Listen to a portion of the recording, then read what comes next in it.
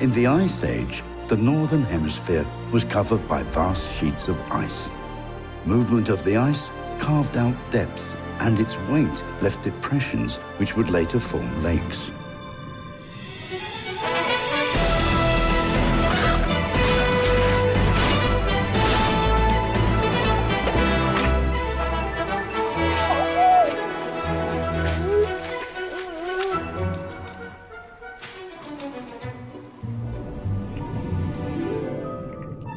According to the tale, water spirits grew up in the springs and learned to take care of the water folk.